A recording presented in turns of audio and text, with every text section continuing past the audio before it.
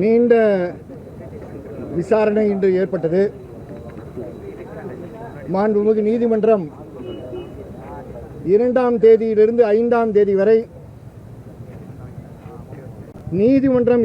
உயர்நீதிமன்றம் நியமனம் செய்த மாவட்ட நீதிபதி அளித்த அறிக்கையை பல நிமிடங்கள் படித்துக் கொண்டிருந்தார்கள். அதில் மறந்துவிட வேண்டாம், சாட்சி அளித்தவர்கள் எல்லாம் 19, 20, 25 பக்கம் சாட்சி அளித்தார்கள் என்று மறந்துவிட வேண்டாம். இதுதான் நடந்தது. அதை படித்தவுடன் அரசு தரப்பு மூத்த வழக்கறிஞர் ஏஜி மதிப்பிற்கும் மரியாதைக்குரிய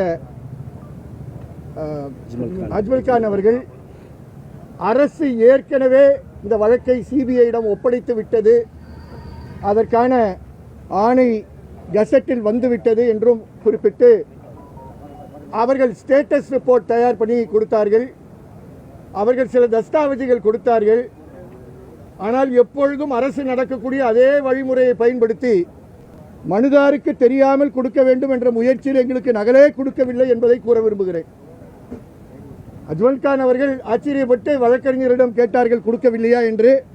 ஆனால் அரசு வழக்கறிஞர்கள் இதுவரை என்னிடம் கொடுக்கவே இல்லை என்பதை பதிவு செய்ய விரும்புகிறேன். இதுதான் வெளிப்படைத்தன்மையான இருக்கக்கூடிய அரசினுடைய போக்கு என்பதை கூற விரும்புகிறேன். சிபிஐயிடம் ஒப்படைக்க முடிவு செய்யக்கூடிய தருணத்தில் தலையீடு செய்து தமிழகத்தில் ஏற்கனவே இதே நீதிமன்றம் பல வழக்குகள் சிபிஐயிடம் ஒப்படைத்து இன்று ஸ்டெர்லைட் வழக்கு 7வது ஆண்டு விசாரணை நடந்துகிட்டு இருக்கு. யார் விசாரணை அதிகாரி என்றால் ஒரு டிஎஸ்பி. 7வது ஆண்டு. பாதிக்கப்பட்ட இந்த குடும்பங்கள் இன்னும் 7 ஆண்டுகள் காத்திருக்கணுமா? சாத்தான்குளத்தில் அவர்கள் 75% விசாரணை சிபிசிஐடி செய்த பிறகு அதை எடுத்து 88வது நாள் தான் சார்ஜ் ஷீட் தாக்கல் பண்ணாங்க. இன்னும் ஒரு டெசிக்னேட்டட் கோர்ட் வாங்க முடியல அவங்களால. வெறும் 252 நாட்கள் மட்டும்தான் விசாரணை சாத்தான்குளம் வழக்கு நடந்திருக்கு. 3 நீதிபதிகள் மாறி இருக்கிறார்கள். சாட்சியங்களுடைய நிலைமையை பாருங்கள், பாதிக்கப்பட்ட குடும்பங்களுடைய நிலைமையை பாருங்கள். ஆனால் நீதிமன்றம் எடுத்திருக்கக்கூடிய முடிவு சிபிஐ ஆனால் 30 நாட்களில், அதாவது 20/8/25க்குள் நீங்கள் உங்களுடைய இறுதி அறிக்கையை தாக்கல் செய்ய வேண்டும் என்ற ஒரு கட்டளையிட்டிருக்கு இந்த நீதிமன்றம். நாம் அதை வலியுறுத்தியதன் காரணமாக இந்த கட்டளை வந்திருக்கு. ரெஜிஸ்ட்ரார் ஜுடிஷியலிடம் அவர்கள் அனைத்து வாக்குமூலங்களையும் பெற்று, டிஸ்ட்ரிக்ட் ஜட்ஜுடைய முழுமையான அறிக்கையும் பெற்று, வாக்குமூலங்களையும் பெற்று, அவர் சேகரித்த எல்லா சாட்சியங்களையும் சிபிஐக்கு ஒப்படைக்க வேண்டும் என்று கட்டளையிட்டிருக்கிறார்கள். எங்கள் சைடில் பாதிக்கப்பட்ட குடும்பத்தின் சார்பாக அனைத்து சாட்சிகளுக்கும் சாட்சிகள் புரொடெக்ஷன் ஸ்கீம் 218 கீழ் பாதுகாப்பு கொடுக்க வேண்டும் என்பதை வலியுறுத்தி இருக்கிறோம். இப்போவும் கூறுகிறோம், திருப்புவனம் காவல் நிலையத்தில் சாட்சிகளை அழைக்கிறார்கள், அவர்களுக்கு திருப்புவனம் காவல் நிலையத்தில் அழுத்தம் கொடுத்து கொண்டிருக்கிறார்கள். இதுக்கெல்லாம் சாட்சிகள் எங்களுக்கு இருக்கு, இல்லைன்னு சொல்ல.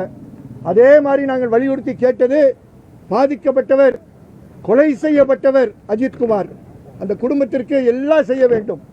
ஆனால் அதே அளவு அதே நேரம் சித்திரவதையால், கொடூர சித்திரவதையால் அந்த வாகனத்தில், ஸ்பெஷல் டீம் வாகனத்தில் இருந்து முழு இரவு வாகனத்திலே இருந்தவர், முழு நாடும் இருந்தவர் அருண் என்று மறந்து விடாதீர்கள். இப்பொழுது அரசு மருத்துவமனையில் இருக்கிறார். நேற்று என் முன் வந்து மாலை ஒரு 7 மணிக்கு வழக்கறிஞருடன் வந்தார். எனக்கு அவர் குரல் கேட்பதற்கே எனக்கு கண்ணீர் சிந்தியது. ஆகவே அருண், பிரவீன், நவீன், இன்னும் ஒரு ஆட்டோ ரிக்ஷா டிரைவர் இருக்காரு, அவருக்கு சாட்சி சொல்ல கூட தைரியம் இல்லை. இவர்களுக்கும் அந்த வழக்கை கீழ்மட்டத்தில் இதுவரை முன்னின்று ஒரு மாவட்ட நீதிபதி, இங்க இருக்கக்கூடிய பலருக்கு தெரியும், மாவட்ட நீதிபதி விசாரணை செய்தார் என்றால், ஜுடிஷியல் மேஜிஸ்ட்ரேட் விசாரணை செய்தார் என்றால், இந்த இரு வழக்கறிஞர் கணேஷ்குமாரும் கார்த்திக் ராஜாவும் தான் காரணம் என்பதை உங்கள் அனைவருக்கும் தெரியும். இவர்கள்தான் ஒரு வாரம் முழுவதாக சாட்சிகளை முன்னின்று கொண்டு சென்றார்கள். இவர்களுக்கும் சாட்சிகளுக்கும் முழு பாதுகாப்பு கொடுக்கப்பட வேண்டும் என்று கேட்டு உங்களுக்கு எல்லாருக்கும் தெரியும், சிறையில் இருக்கக்கூடியவர்கள் கான்ஸ்டபிளுக்கு மேற்பட்டவர்கள் இதில் தலையீடு செய்யாமல் எதுவும் நடந்திருக்காது. இந்த ஸ்பெஷல் டீமில் இருக்கக்கூடிய ஹெட் கான்ஸ்டபிளுக்கு கஸ்டடி கொடுத்ததே இன்ஸ்பெக்டர் ரமேஷ்குமார். இது யாரும் மறைக்க முடியாது. தமிழக அரசு வெற்றிகரமாக அதை மறைத்து விட்டோம் என்று நினைக்கிறார்கள். இந்த special team Shanmuga Sundaram DSP மானாமதுரையுடைய ஸ்பெஷல் டீம். இதெல்லாம் மறைக்க முடியுமா? ஆகவே தான் நாங்கள் சொல்றோம், யார் கட்டளையிட்டார்களோ அவர்கள் பொறுப்பேற்க வேண்டும் என்பதற்கான உச்சநீதிமன்ற தீர்ப்புகளும் கொடுத்திருக்கிறோம். மிக சிறப்பான தீர்ப்பு கொடுத்திருக்கிறார்கள். காம்பன்சேஷன் பொறுத்தவரை கண்டிப்பாக காம்பன்சேஷன் இதில் கொடுக்கணுன்ற மாற்று கருத்து நீதிபதிகளுக்கு கிடையாது.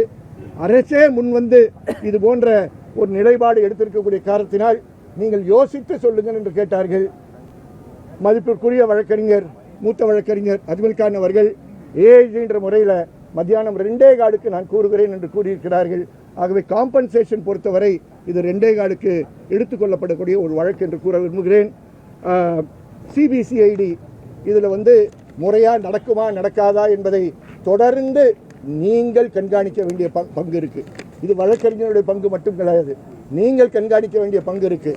நீங்களும் பத்திரிகையாளரும் நாங்களும் இணைந்து கண்காணித்தால்தான் இது எத்தனை நாட்கள் ஆகும் என்பதை நாம் பார்த்து அடுத்த அமர்வுக்கு 2:15 நாம் சந்தித்து காம்பன்சேஷன் சார்ந்து என்ன சொல்லுகிறார் என்று பார்ப்போம். பிளே ஸ்டோர் மற்றும் ஆப் ஸ்டோரில் இருந்து பாலிமர் செயலியை QR கோடு மூலம் பதிவிறக்கம் செய்யுங்கள்.